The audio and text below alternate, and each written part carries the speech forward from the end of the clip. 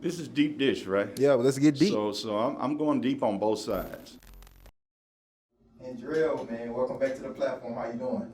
It's good to be back. I'm doing good. I'm a little bit more gray than I was the last time I was here, but I'm back. Man, politics will do it to you, Man. But man, welcome back to the platform. I'm excited to have you back in the space, man. To really just talk about, man, Tennessee, man, and what's kind of been going on democratically. Yeah. You know, in our state, man, and kind of your overall perspective, having a different lens, being right in the mix, and just not in Middle Tennessee, but throughout all of Tennessee, from the suburban, rural, urban counties, man, and just giving your pulse on like what needs to happen, what is happening, and then of course like 2024 is coming up, and man, what's your takes, man? It's been interesting since the last time I was here. Oh, and congratulations on getting renominated as chair. So that happened. Yes, that happened. So congratulations on that. Thank you so much. It's been an exciting, especially the last 6 months. It's been pretty exciting. Obviously, there's been all this national attention that we're not used to, but that we've been able to really capitalize on. People in every corner of the state are fired up. The number of calls that I'm getting from people wanting to run for office, the number of contributions that have come in, the number of new volunteer signups. I mean, there's a real energy out there that's real, and it feels good to be able to be in this role and to be helping to steer that energy in a direction that's hopefully going to lead us to a more promising place in November of 2024. So what is the more promising place?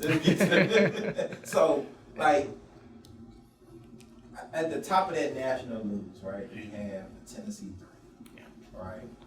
What is your thoughts and just overall perspective on what that has meant for the Democratic Party here in Tennessee, and what that has meant for democracy and the domino effect, right? We've seen nationally by states that have a majority Republican Party. Yeah, or Republican supermajority. Supermajority, especially in our case, yeah.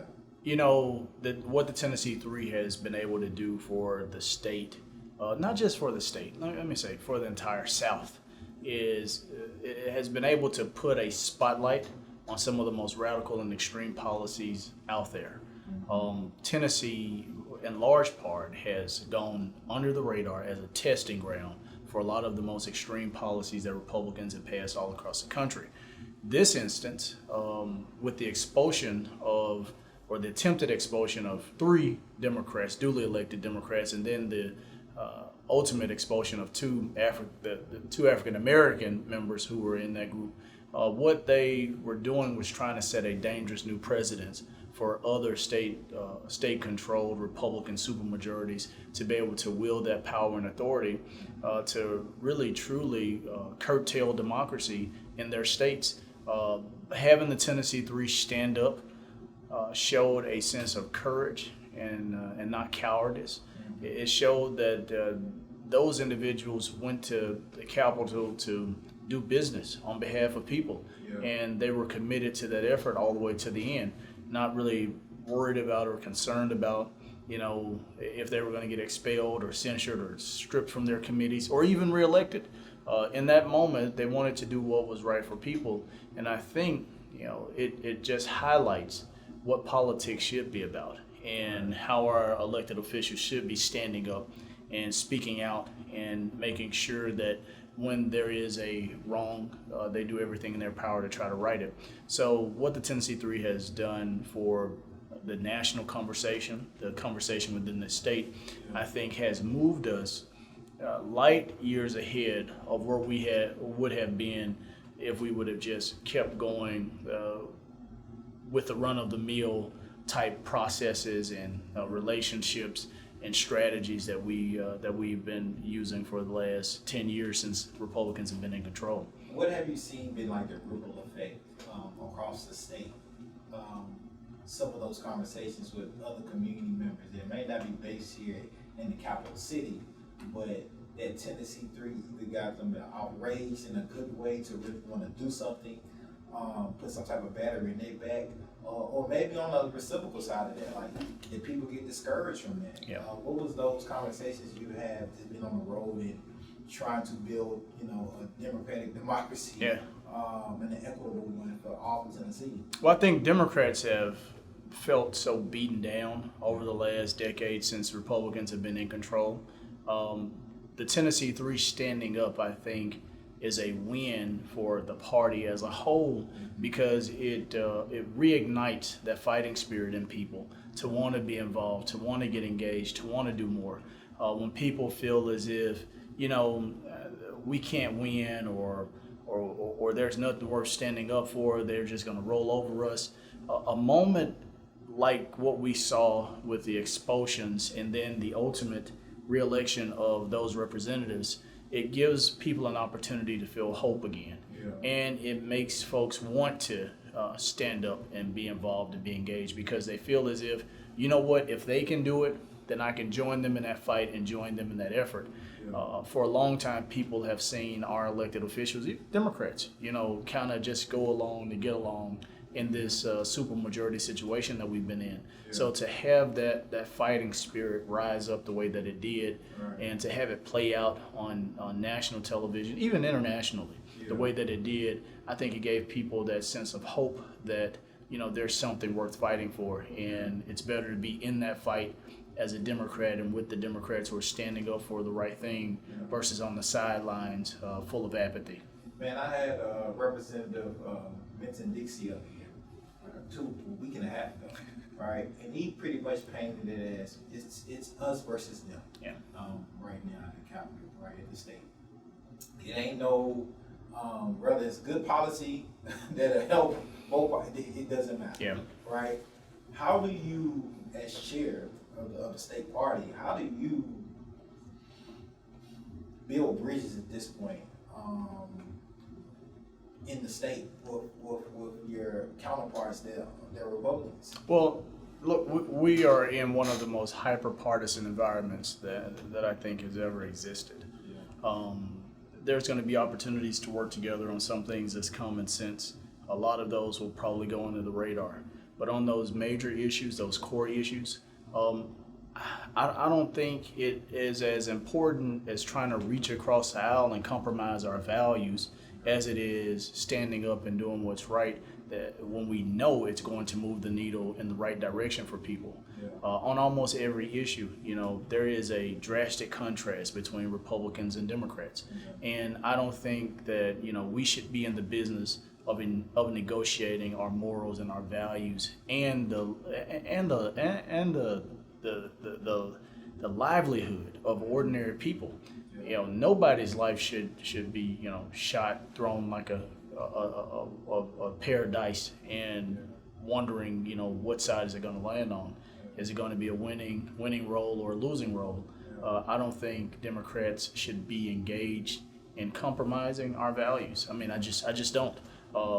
Partisanship is bipartisanship is great, yeah, but when those partisan walls come up and partisanship is guiding the conversation as to who is going to have better policies to help move the needle for ordinary people, I'd prefer to be on the side of the Democrats because we've been fighting for people. Right. Every policy that we've tried to put forward in this state especially has been a policy that can help better the life of ordinary people, while Republican policies have done the complete opposite. So, when there's opportunities to work together, yes, we should work together, but we should never compromise our values and what we believe in and how we believe our society should operate. Have you had any of those conversations with Republican voting community members to try to get an understanding of their perspective or maybe why they are on this side of a particular issue, or those conversations just kind of moved at this point? Well, I hadn't personally gone out and had this just randomly. Yeah, I hadn't gone out and made this this overreaching outreach to Republicans constituents, yeah, in hopes that they could see the wrongs and the ills on their sides and try to correct it, because we're out there preaching a very different message from what they're hearing. In many cases, we're pushing the truth. They're holding on to lies. Right. We're trying to move towards where we can protect the democracy. They're holding on to conspiracies that have helped to erode our democracy. So, I hadn't made that outreach to go out and sit in front of a Republican crowd and try to convince them to have common sense. I just imagine Republicans walk up and know, like, oh, this is the chair. Let me try to convince him. Well, that's going to be a pretty hard task to do, but I also hadn't done it. But I do know that there are a number of issues. Take gun safety, for instance, where 80% of Tennesseans believe that we need some type of common sense gun reforms that deals with red flag laws. Right. I mean, there are some areas where Republican voters agree with where we are on some issues. Marijuana legalization, for instance. Now, their representatives in the state capitol, go in and vote even against their interests. So there's some opportunities and some issues that I think, voting members of our society, Democrats, Republicans, and Independents, can galvanize around. Right. Now, the politicians who are representing these folks have their own agendas, and those agendas haven't been aligned with where a lot of these people are. But there hadn't been any major outreach from me or the party towards Republicans. We did conduct a research project, though, where we had a company crisscross the state interviewing focus groups, and some of those groups were independent voters or swing voters. So they had some Democrats and some Republicans in them, and the conversations were very interesting going back to watch them. But there hadn't been any outpouring of outreach from us.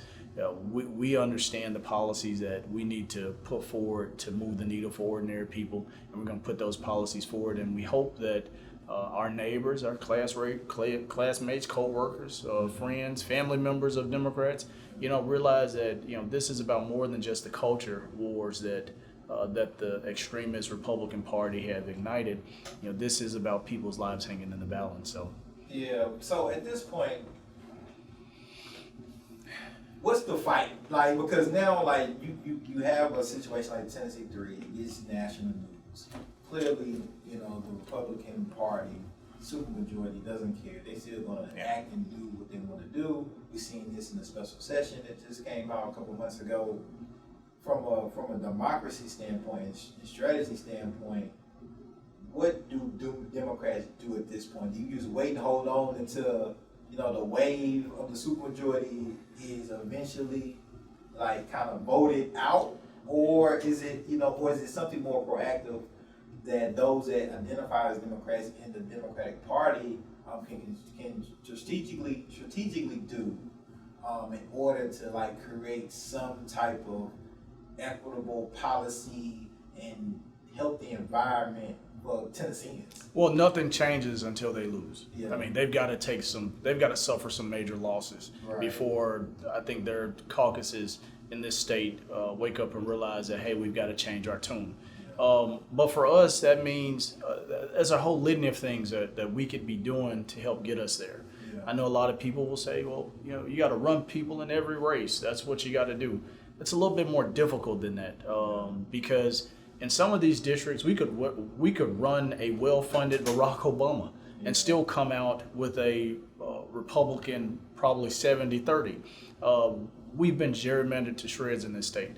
That's why we're fighting in court right now. We're waiting on a ruling that could possibly shift how our state house and our state senate maps look. I mean, we've got to be given a fighting chance to get to a place where we can make progress. So it's not just going to be about just running people for office all over the state. We'll run people in every district, and a ton of people will lose, and Republicans will still be in the majority. We've got to make sure that we're making smart investments locally. We've got to make sure that we're connecting the dots so that when people see what's happening on the local level, we have Democrats serving in local roles who can take credit for that and who can really push the narrative of what is possible when Democrats are empowered to be able to lead. But we also have to make sure that we're in a position where we're not just what they call off years, where there's no major elections happening, but our campaign to win the hearts of voters, it has to be ongoing. Every single day, we've got to wake up and we got to go out and win the hearts of people to our party. And for us, that means making sure that we're running an awareness campaign where people know what's happening in the state capitol, know the fringe policies that the Republicans have tried to put forward, know the harm that a lot of these policies have done to the communities and the people who they represent. So it has to be a layered approach to how we get there.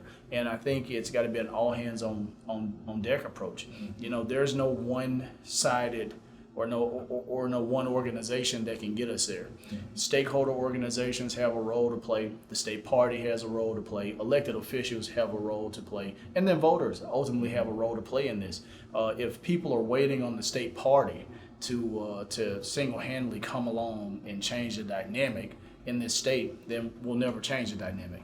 Everybody's got to be working in a cohesive way, in lockstep, moving towards one direction. And we've got to get out of this thinking that just running people for every office is going to get us there.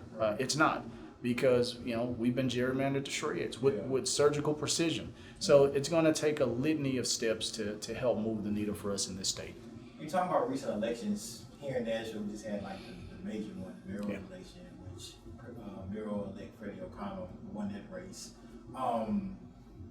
And in Nashville, because of the tension between the city and the state, the supermajority Republican Party, to be exact, in kind of their targeted efforts towards Nashville and Memphis, which you're from.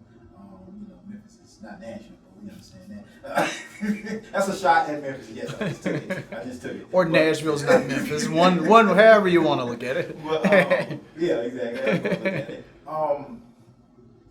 People always talk about the next mayor and their relationship with the state and what that means or what that could mean. What is your take on that? And the importance of, especially Nashville, which is it's an executive mayoral city. The mayor has the power, the most power, decision-making power for Nashville. It's a mayor-led city. What does that mean for democracy in that relationship, and trying to build some type of olive branch for Nashville and the state to move things forward and everything not be preempted all the time when we're trying to get things funded and those type of things? What does that mean to you? What have you thought about that? Has the party thought about that? Yeah, well, for sure, our big cities are where the people are. Yeah. I mean, you can cut it 1,000 ways, but the people are near and around and on the outskirts of the cities. What we do in the cities help to set the tone for what type of state we're going to be.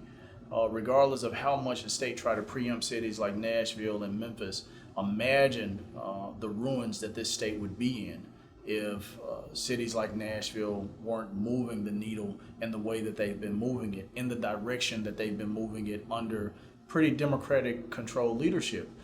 Having a good relationship with the state is imperative. I think that should be an essential goal of everyone involved in an elected office. How do we create cities that people want to live in? How do we create cities that are going to keep people safe? How do we create cities where our children are going to have fully funded educations? Now, what we have is a dynamic where you have these Republicans who come from rural communities who love to come to Nashville to have a good time. But when it's time to vote on issues that are going to impact people who live in these communities, all of a sudden there's this, all of a sudden they despise what the city is or what the city is trying to become. And they invoke these us versus them culture war type issues to help them make the case for why they're on the side of trying to hold a city back or to try to hinder a city's growth, because I don't know if it's because they don't live here or it's because they don't understand how life works in urban areas. But at some point, the state has got to get off of its high horse of the Republicans in the state legislature have to get off of their high horse of thinking that the conservative way of thinking and living is the way you impose law on folks who drastically disagree with the policies and the ideals that the Republican Party has in a whole. I mean, look at Freddie O'Connell's victory over Alice Raleigh. Democrat versus a surely known Republican. And for the first time, the state party endorsed Freddie O'Connell in that mayoral race, because we understand that if we are going to create a space where people feel as if the Democrats are doing something or the Democrats can lead, then we've got to try to take ownership of our of situations where folks who are aligned with our party can be given an opportunity and have a space to say, these are my ideals, these are the values, this is what I'm fighting for, and they're in alignment with what the Democratic Party is truly fighting for every single day. So I'm glad that Freddie is going to be mayor of this city. I think the city's going to be in much better hands with him at the helm versus Alice Raleigh, because we know the fear of having those relationships, having worked at the state legislature, having worked for the governor. You have to ask yourself, who was going to be more willing to hand the city over on a silver platter to the state? And we've seen they've tried to take every piece of power that the city has.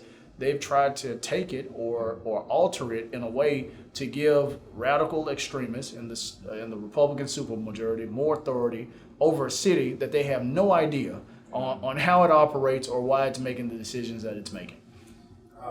It's interesting that you say it because, again, talking to Vincent Dixie, he was coming here just laying down gems about the city, about what's kind of going on in the state, and just the importance of like people really understanding that like they are really like trying their best. And he broke it down in this way. He's like, they was actually trying to pass a policy to where it would be a one-off with the mayoral race here in Nashville, where whoever got the majority of the votes would win, and it would be no percentage. I was like, for real? He's like, yeah, because ideally, it's like you have all these Democrats running against each other. The Republican Party could put all their money and funding behind a candidate like Alice, and then you possibly get a Republican mayor in Nashville. And so him breaking that down let me know like they're really like trying to be strategic in their way and whatever they can to take over a city like Nashville in that type of way. And we've seen the dangers of that. I mean, there's an election happening in Memphis right now for mayor.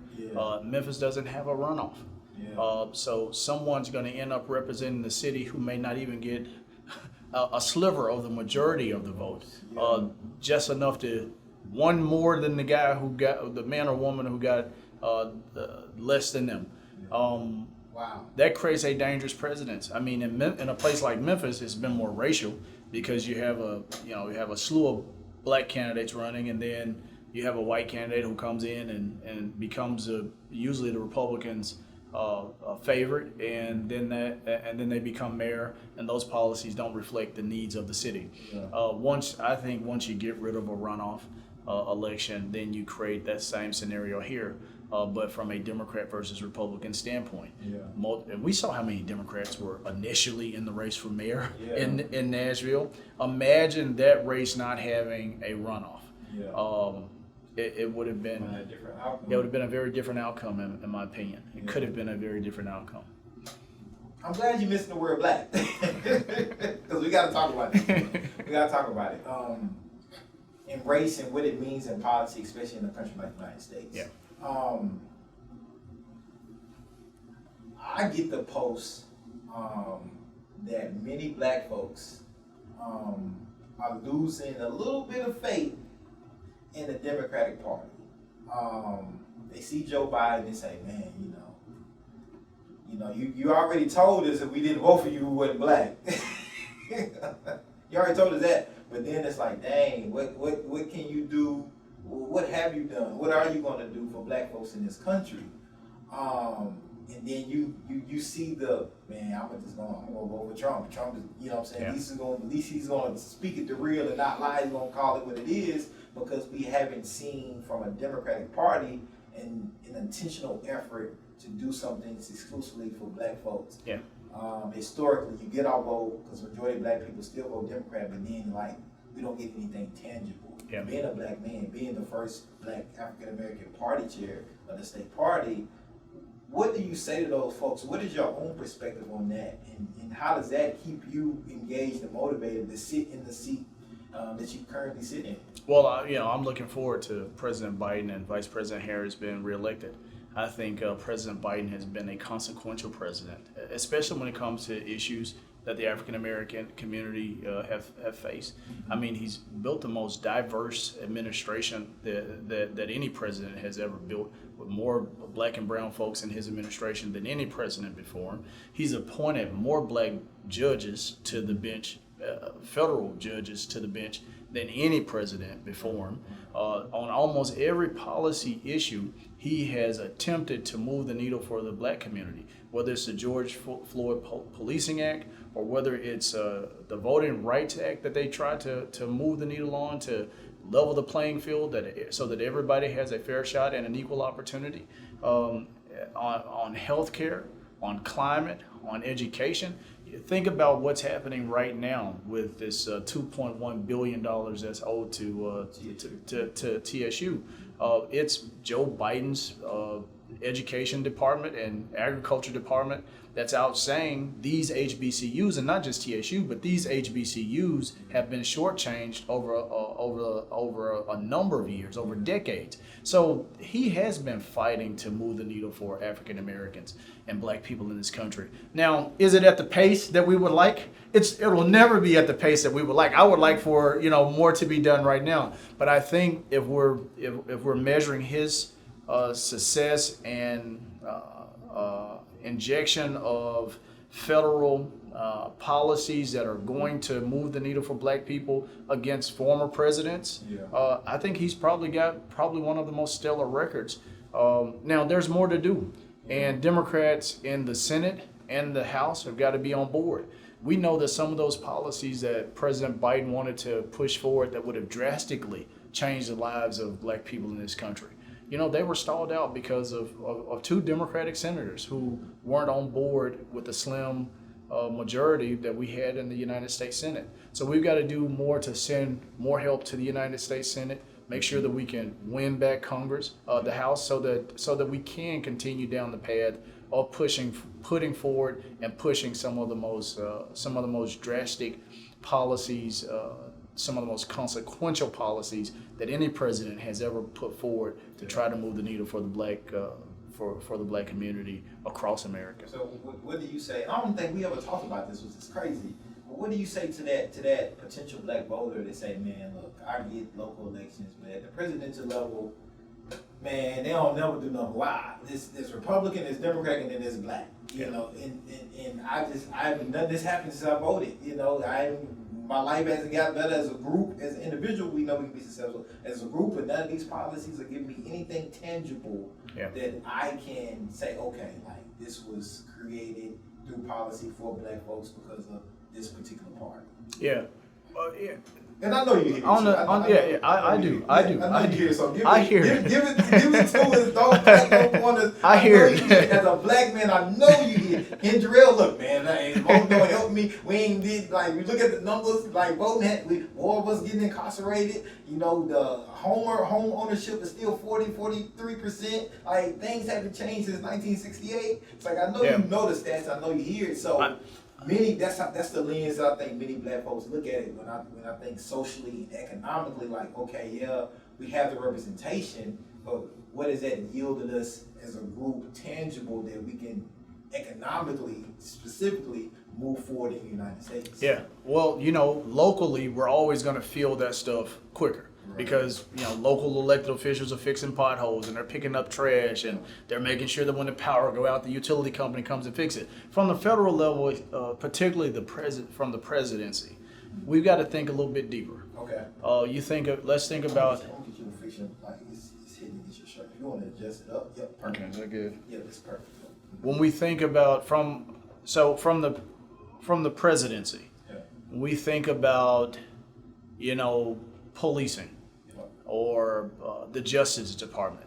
Imagine not having a president or a Justice Department who says when a George Floyd is killed by police that we're going to have the Justice Department come in and lead an investigation on this in addition to what the state is doing. Imagine not having a president and a Justice Department who is willing to say, you know what happened in Memphis with Tyree Nichols is not the way things should happen in this country. Not only did they make a good decision by, arresting and charging these folks, but as a Justice Department, we've got to come in and do more and investigate this and investigate these police departments for their practices. Imagine not having a president who's willing to come in or push an issue where we saw under this president, lynching, finally, illegal federally. Imagine from the tax code. Imagine not having a president or having to feel that impact of when it's time to pay taxes. Imagine a president who is willing to tax the ordinary person at a higher rate than they're willing to tax millionaires and billionaires. Imagine having someone there who wants to level the playing field for folks. From the educational standpoint, imagine not having a Democratic president and a Democratic Department of Education. What that would mean for public school funding, which we know so many young black folks depend on. Imagine that president trying to eliminate the Department of Education or push a charter school or choice school system model across the nation. Imagine us being in a predicament where voting rights are on the line and states are trying to strip black people of their rights to go out and vote. Imagine not having a Democratic president there and a president being okay with the Justice Department not stepping in to say that's a violation of the Voting Rights Act or this is why we should keep the Voting Rights Act intact. Imagine the impact that would have on black folks in this country. Now, obviously, local politics is going to play a more direct, quicker impact on people's lives because we feel that every day. We drive the streets, we put our trash out, we feel that. They hire the police chiefs, but from the presidency, the tone is set on whether or not we create a fair and equal playing field where black folks in this country can get ahead and feel protected and their rights are protected, or whether or not a Republican president is going to be okay with the rights of black folks being trampled over, which we've seen under Republican presidents every single time, or whether or not the social safety nets that have been there to help protect the black community from some of the systemically racist policies that has pretty much just obliterated most black people's opportunity to move up the ladder quicker, whether or not we're going to have a president that's okay with that. Right. And that's the difference that voting for a Democratic president makes in a country like ours. So what are your thoughts when you see blacks for Trump? Do I have to answer that? This is deep, this conversation. You have to answer that. When you see that blacks for Trump and everybody has their right to vote and do whatever they want to do in politics, it's their right. But when you see that being black and then being the state chair of the Democratic Party, like what comes to your mind initially? And have you ever had a conversation with a black Trumper? Yeah. Well, definitely it's not my thing. You'll never see me in one of those T-shirts. But I think it's a matter of people either being ill-informed, or they have some interest that's aligned with policies that he's helped to push. I mean, there's black folks out there who believe that the Confederacy is okay. So I get it. But I think they're ill-informed. And I think that they are aligning themselves with a political agenda and a political ideology that will, in the end, do more to harm them than it will to help them, even if they benefit from it in the short span of time or in the shortcomings. I mean, it's hard for me to I won't lie to you. It's extremely hard for me to process, especially after what we've seen and what we've heard from the former president. It's hard to believe that there would be any black or brown person still standing up, waving their hand, saying this is a person who I believe could fairly represent me, who would protect me, and who would look out for me. Right. That person is not Donald Trump for black people. Right. Have you ever had conversations with any black folks of that ideology, politically? And can those two forms or two types, I guess, of black folks coexist in today's time where, you know, clearly one may be Democrat and one is Republican or progressive or conservative? Can those two type of black folks break bread together and have a civil and respectable conversation about politics, or is it vastly just... I don't know. I mean, I think we are in such a hyper-partisan environment. Right. Doesn't matter if you're black or white. The political ideologies have driven us so far apart that it's hard to have a decent conversation about our differences and walk away being able to respectfully disagree. I mean, there's been black people who have said to me, you know, Donald Trump did more for black folks than President Biden has done. And I always look puzzled at the end because I'm going, are you kidding me? Right. Are you kidding me? Tell me how. Yeah. Point me in the direction. Show me where he has stood up for black people. Show me where he has leveled the playing field for black people to be able to get ahead. Yeah. Show me where he has created a space where black Americans feel equal in spaces with their white neighbors. So, you know, I just don't believe that, you know, Donald Trump has the interest of anyone besides Donald Trump. I mean, he don't care if you're white, black, Asian, Hispanic. He cares about Trump. This is intriguing because you're just in a very intriguing and different position as a black man. On top of that, because we know that there are black Republicans out there, and maybe you have to have conversations with those individuals sometimes. And then and it's already hard for black people in the United States in general, regardless of party. But now it's like, I want to embrace you. I want to have some type of civil discourse with you, but like at this hyper partisan time that we're in, it's like. Well, for me, I ain't gonna lie. Selfishly, when I see black Republicans, I always get pissed off. I mean, honestly, when they say that guy's a Republican, it makes me say. I mean, it makes me say something that I won't repeat here, but because how, in my opinion, I mean, it's like saying, you know, I'm going to go out and do the worst drug on earth, and it's not going to impact me the way that it impacted everybody else who's addicted to this drug. Right.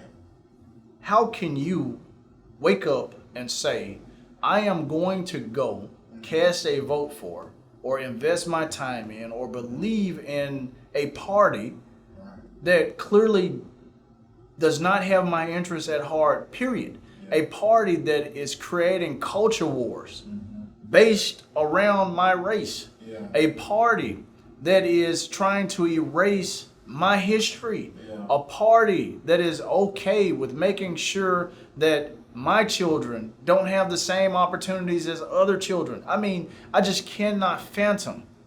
I mean, I wouldn't ever be able to stomach the idea of voting for this Republican Party that currently exists today. Now, if somehow the roles were switched and their values became our values, I'd clearly be on that side. But I don't foresee that happening. And for me, it's just hard to stomach the idea that a black American would wake up and say, this is the party that has the best interests of black folks at heart. I mean, look at what they're trying to do. Look at the position that they tried to take. Everything from CRT to banning books. I mean, it's been ridiculous. And so I've had the pleasure of talking to a few black conservatives. Had this the pleasure, and there's a couple of them I want to definitely like introduce you. Because what I found out through these particular conversations is socially, right? They don't agree with what the Republican Party is doing socially. Economically, though,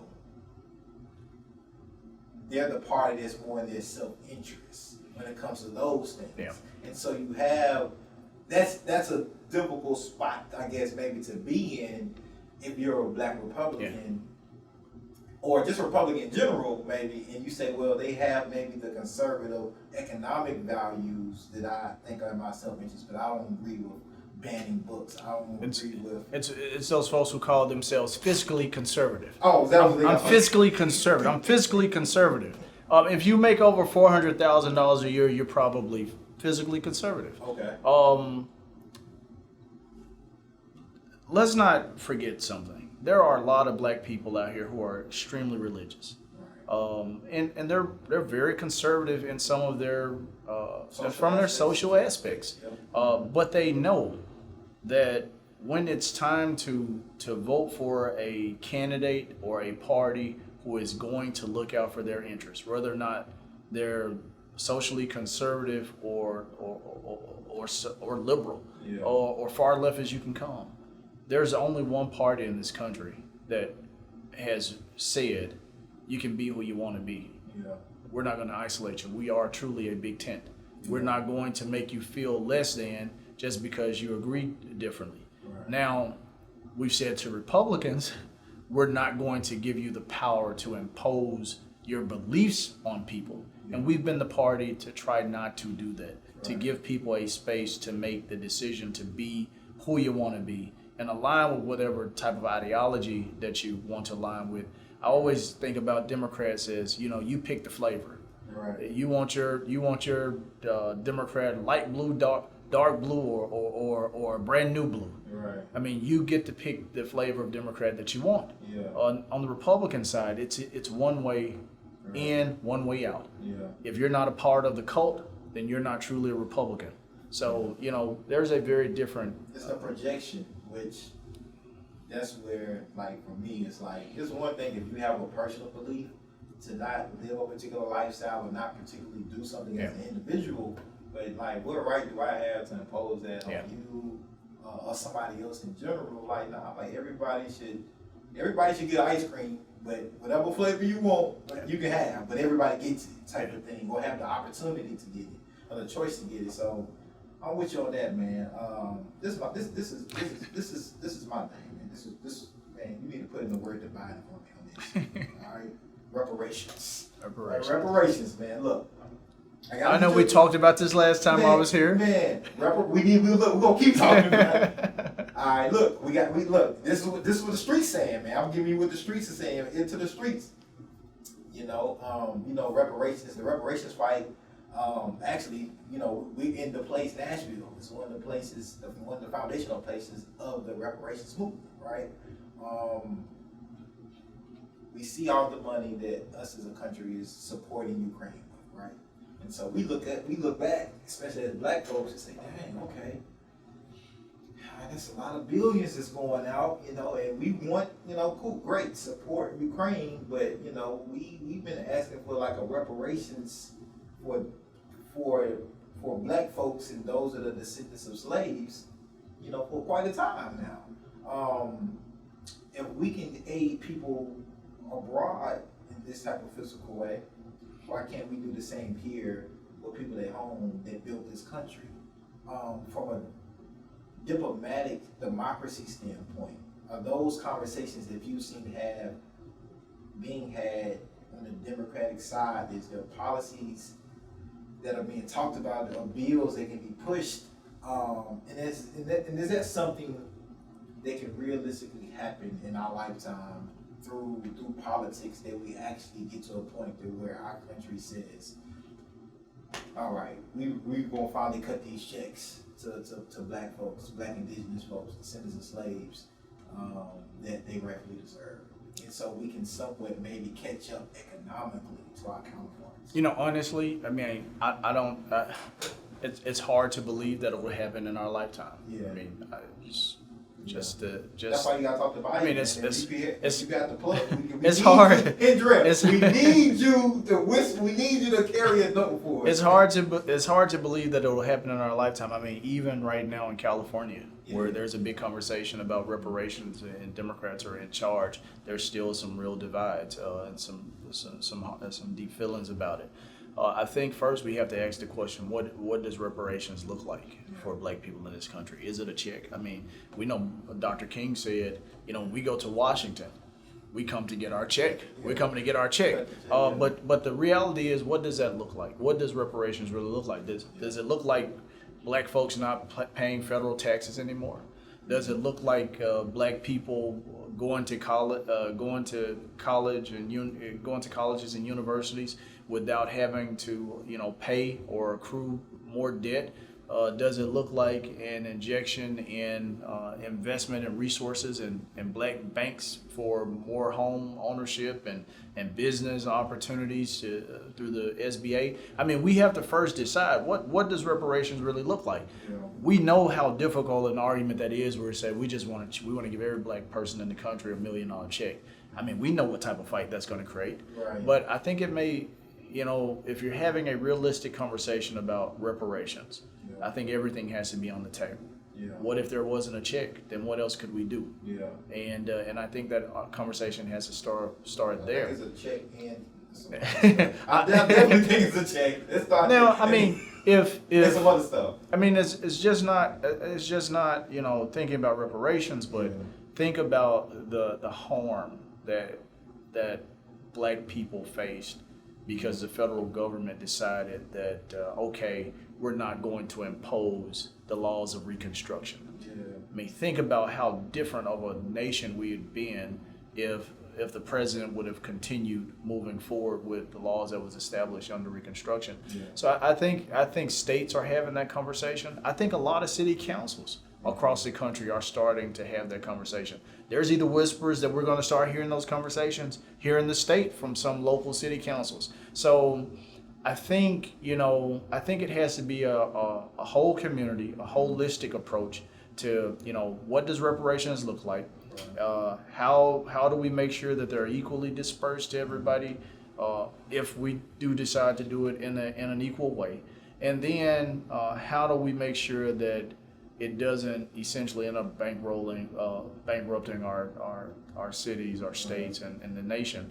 Now, I'm under the thing that money seems to just come out of the blue most times, but I think it's truly a conversation worth having. But I think it's not one that's one-sided just based on a check. I think there's a holistic approach that we should be talking about when we talk about reparations. Yeah, like the United Nations actually has like a 5 conditions of like what reparations is. Yeah. It's like it's compensation, it's like non-repetition, it's like rehabilitation. We talk about the trauma, so it's like 5. So I would encourage people like to Google that. Yeah, Like, and then which I seen as like one of the best breakdowns to kind of cover a vast majority of like elements and conditions just beyond the check. yeah, and then a part of that too is it solely the United States' responsibility to give reparations to black folks? I mean, there were a number of countries who were involved in the slave trade. Right. So I think the UN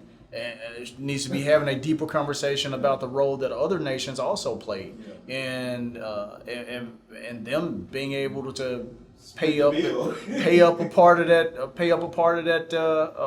bill as well. Right. So I think it's not just a us here in America conversation. Right. I think it's an international conversation. Sure. Slavery was an international business model that a lot of nations benefited from. Right. And if we're going to talk reparations, let's talk about who all should be splitting that bill. Yep. I kind of want to end on next steps for 2024. Mm-hmm. We know presidential election is happening at the end of in November of 2024. What should people be thinking about? What should people be doing now to get informed, educated? There have been some forums, some panels happening on television with the Republican Party in particular. What should people be having their minds on, man, in the importance of this 2024 election?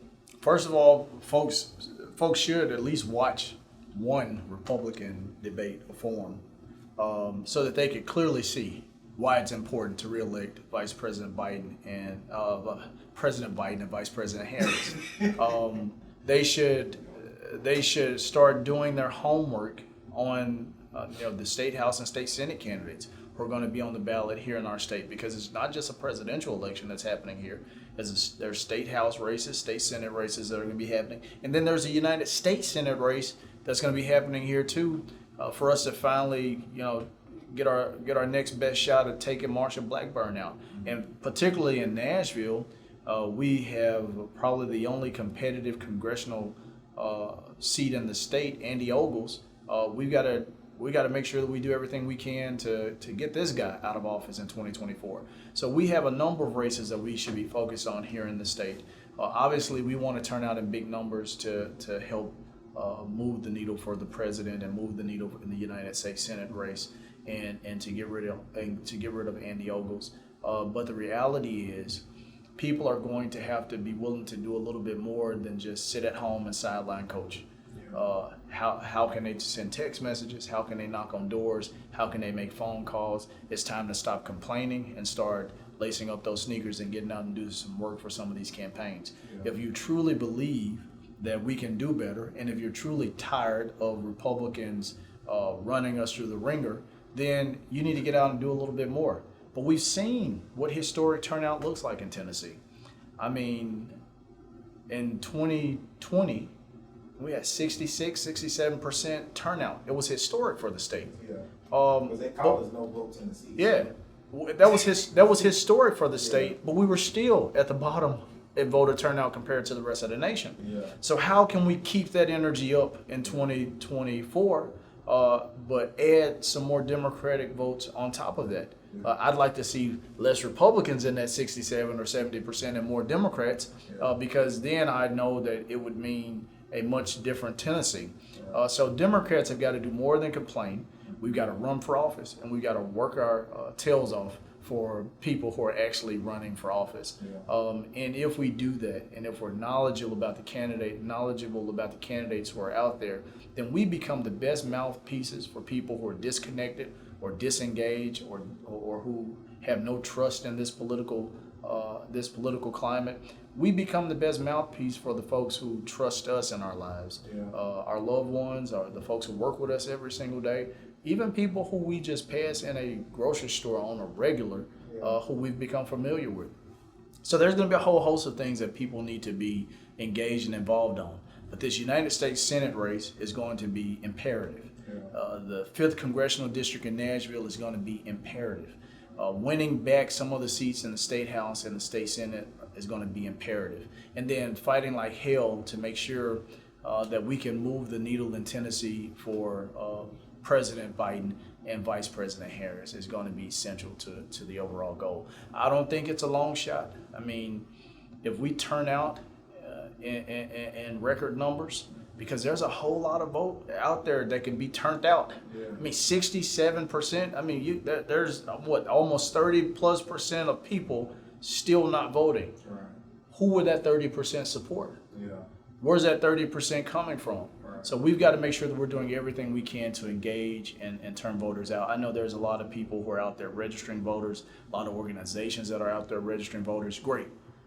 But what good is it to just register voters when they don't turn out? So we're going to be focused on how we turn these voters out. Get out the vote efforts are going to be on hyperdrive and on steroids in 2024 for us.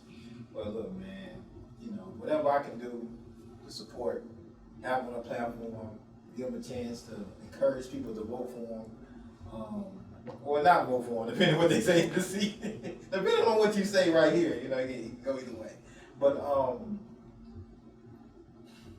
what happens if what's at stake if Biden doesn't win and a Republican member wins the presidency? I don't want to dream of how dark the nation would be on January the 20th, 2025 if we're swearing in a Republican, especially the candidates who we've seen on the Republican side. I mean, we've seen what they're on board for. Stripping away Social Security, rolling back tax breaks that have benefited ordinary folks, handing our educational system over to whatever charter school that they feel is the highest bidder, pulling out of the war in Ukraine and what that would mean for our national security when this president has done everything he could to strengthen us on the world stage again. Imagine one of these Republicans taking over and what that would mean for women's rights. We've already seen a Supreme Court that has become that has become almost the assassin, hired and installed in place by the Republicans in Congress. Think about what that would mean if another Supreme Court vacancy comes open while there's another Republican president there, one of these Republican candidates. I mean, I don't think we're in a position to turn a fragile democracy like ours, which Republicans have brought to the brink, that we're in a position to turn this nation back over to the Republican Party right now, because they have shown that they are irresponsible. They have shown that they do not have the best interest of the people of this nation or the fabric of democracy in this nation at heart. I think it would be a very, very, very dark day for America if one of the Republicans who are currently in this race is elected. But we're going to work hard for President Biden and Vice President Harris, and I think their record is going to be what gets them reelected. He's been one of the most consequential presidents in American history, and we've got to make sure that we tell that message all across the state and all across the country. Man, look, I appreciate your time, Hendrell. Man, this has been powerful, impactful. My last word would be, man, tell Biden. You know what I'm saying? You gotta stop falling off the bikes. You gotta figure out where you're going when you're walking out. It don't look good, President Biden. You gotta get you know what I'm saying, get it together. I won't talk about the Trump versus Biden memes, but I still rather have a Biden on the bike than Trump on a golf cart any day. Hey man, look, I'm like, at some point, man, it gotta be like an age limit or something, man. Of like, gotta cap it off, man. It's like retirement, man. Like, we gotta. I know a lot of people have been looking at what's happened with Dianne Feinstein and Mitch McConnell, and it's the president said the other day, talking about his age is fair, but if you're going to talk about his age, talk about how this 83-year-old president has been the most consequential. Talk about how this 83-year-old president has appointed more black federal judges than any other president. Talk about how this 83-year-old president helped pass the bipartisan infrastructure bill. Talk about how this 83-year-old president helped to end the pandemic, helped to put more money in people's pockets and to keep businesses afloat in this country. Talk about how this 83-year-old president has created the best economic growth in America than any other president in the last 50 years. So it's fair to talk about age, but also you need to talk about the accomplishments that have come with that age and that wisdom and that experience that the president has exhibited in building relationships on the national stage, re-strengthening America's standing in the world. So, we gotta see both sides of that apple. Yeah, for sure. Well, man, Hendrell, man, I appreciate your time, man. I look forward to having you back on, especially as things heat up politically, to really kind of like give us what's the overarching perspectives, what's going on, what people can do to engage, what's happening that people might not know about, just with transparency, man, especially for the state of Tennessee. So, man, you always welcome me. I appreciate your time, man. And until next time, man. Even though you're from Memphis, man, we get on home, man. Thanks for having me. For sure.